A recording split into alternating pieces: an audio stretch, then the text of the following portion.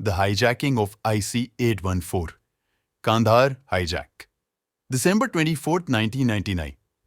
Christmas से ठीक एक दिन पहले दोपहर के समय एक इंडियन एयरलाइंस की फ्लाइट IC-814 अपने 176 पैसेंजर्स के साथ नेपाल के काठमांडू से इंडिया के न्यू दिल्ली की उड़ान भर चुकी थी। मगर उस फ्लाइट में बैठे पैसेंजर्स और क्रू को ये नहीं पता था कि ये उनकी जिंदगी का सबसे खौफनाक सफर होने वाला है।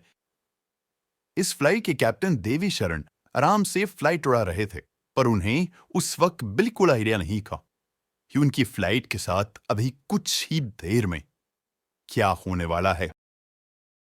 5:30 बज चुके थे और कुछ ही देर में बिल्ली आने वाला था। लेकिन बीच फ्लाइट में जब खाना सर्व हो रहा था तो अचानक 5 आदमी नकाब पहन के प्लेन में उठे और प्लेन में चिल्लाने लगे, हाईजैक। उन 5 आदमियों ने इंडियन एयरलाइंस की IC-814 फ्लाइट को हाईजैक कर लिया था। पूरे प्लेन में एक पैनिक मच गया था। हाईजैकर्स लोगों के ऊपर चिल्ला रहे थे और लोगों का डर में रोना निकल रहा था। उन हाईजैकर्स ने सबको सर झुकाकर वहीं चुपचाप बैठने को कहा और फिर एक एक करके उन्होंने सब पैसेंजर्स की आंखों पर पट्टी बांधी। हाईजैकर्स में से एक आदमी सीधा पायलट के कॉकपिट में गया और उसने उस प्लेन के पायलट कैप्टन देवी शरण के सर पर बंदूक रखकर उससे कहा कि वो प्लेन दिल्ली की जगह अफगानिस्तान के लिए मोड़ ले। उसने देवी शरण को धमकी दी कि अगर वो ऐसा नहीं करेगा तो वो लोग फ्लाइट को ग्रेनेड से उड़ा देंगे। इस पर कैप्टन देवी शरण ने उसे कहा कि फ्लाइट में फ्यूल काठमांडू से दिल्ली की जर्नी के अकॉर्डिंग ही फिल किया हुआ है। उनके पास इतना फ्यूल नहीं है कि वो अफगानिस्तान तक पहुंच पाएं। इस पर उन हाईजैकर्स ने कहा कि इस केस में फ्लाइट लाहौर पाकिस्तान में लैंड कराओ और वहां से फ्यूल प्रीफिल करवाओ। पायलट ने लाहौर में लैंड कराने के लिए पाकिस्तान एयर कंट्रोल से परमिशन मांगी, पर यह खबर मिलते ही पाकिस्तानी गवर्नमेंट बौखला उठी। इंडियन गवर्नमेंट की रिक्वेस्ट के बावजूद भी उन्होंने फ्लाइट को लाहौर में लैंड करने से सख्त मना कर दिया। तब देवी शरण ने किसी तरह टेररिस्ट को अमृतसर लैंड करने के लिए मनाया ताकि वो वहां से फ्यूल रिफिल करा सकें। ये इंडियन गवर्नमेंट के लिए फ्लाइट में फंसे हुए लोगों को बचाने का एक सुनहरा अवसर था, क्योंकि फ्लाइट अब इंडिया की सरजमीन पर लैंड हुई थी।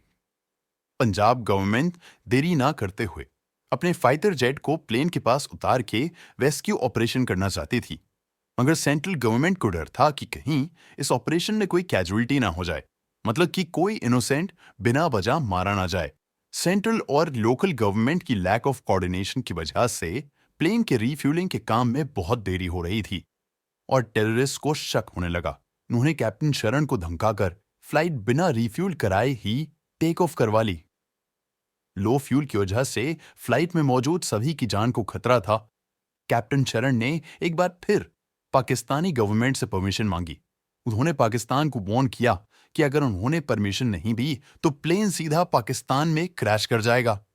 पाकिस्तानी गवर्नमेंट को मजबूरी में लाहौर में प्लेन लैंड करने की परमिशन देनी पड़ी।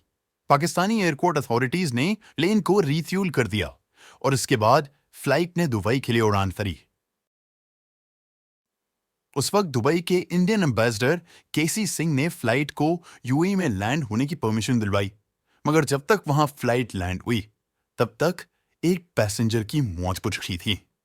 25 साल के रूपिन कटियाल की हाल ही में शादी हुई थी और वो अपनी पत्नी के साथ अपने हनीमून से लौट रहा था जब उनमें से एक हाईजैकर ने उसको गोली मार दी। कई पैसेंजर्स घायल भी हो चुके थे। दुबई लैंड करके 27 पैसेंजर्स को एयरपोर्ट पर ही छोड़ दिया गया और रूपिन कटियाल की बॉडी को वहीं फेंक दिया गया। अब तक इंडियन गवर्नमेंट को समझ में नहीं आ रहा था कि हाईजैकर्स का मोटिव क्या है, क्योंकि अभी तक उन्होंने अपनी कोई भी डिमांड्स नहीं रखी थी। इसी दौरान इंडियन गवर्नमेंट ने यूएई गवर्नमेंट से रेस्क्यू ऑपरेशन करने की परमिशन मांगी, पर यूएई ने यह रिक्वेस्ट डिक्लाइन कर दी।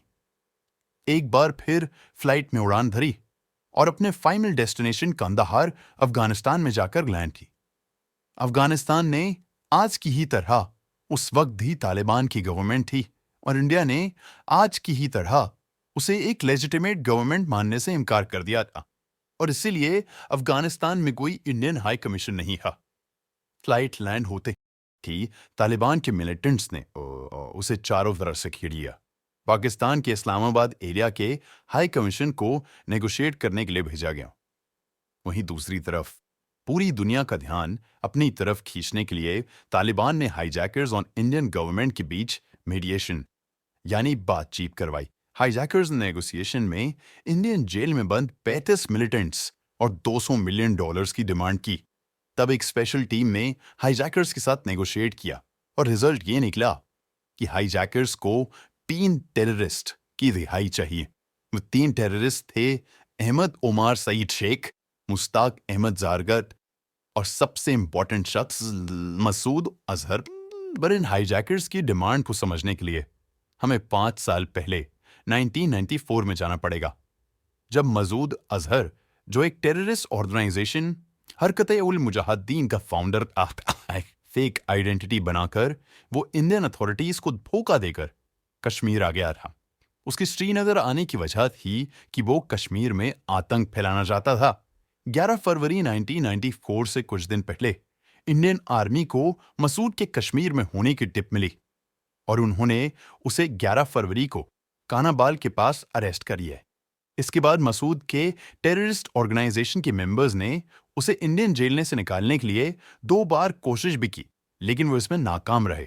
उन्होंने फिर एक नया प्लान बनाया और जुलाई 1995 में उन लोगों ने 6 फॉरेन टूरिस्ट को कैप्चर कर लिया और सरकार से मसूद को छोड़ने की डिमांड की, मगर सरकार नहीं मानी। 1999 में भी कॉन्स्पिरेटर्स ने कश्मीर में कोट बलवाल जेल का जेल ब्रेक प्लान किया, लेकिन अथॉरिटीज को इसके बारे में पहले से पता चल गया और उन्होंने उन पर गोलियां चलानी शुरू कर दी। इसमें टेररिस्ट ग्रुप का एक साथी सज्जाद अफगान मारा गया। सज्जाद उस टेररिस्ट ग्रुप का श्रीनगर का कमांडर इन चीफ था और उसके ग्रुप को सज्जाद की बॉडी चाहिए थी, लेकिन इंडियन अथॉरिटीज ने सज्जाद की बॉडी हैंडओवर करने से साफ इनकार कर दी। अब उस टेररिस्ट ग्रुप के पास और कोई रास्ता नहीं दिख रहा था, तो उन्होंने प्लान बनाना शुरू किया कि वो एक इंडियन फ्लाइट को हाईजैक करेंगे। सितंबर 1999 में 5 लोग बांग्लादेश की कैपिटल ढाका में एक रेंटेड फ्लैट लेकर रहने लगे। इस छोटे से ग्रुप का लीडर था इब्राहिम अख्तर अपने चारों साथियों को वहीं छोड़कर इंडिया आ गए ताकि वो सबकी फेक इंडियन आइडेंटिटी बनवा सके।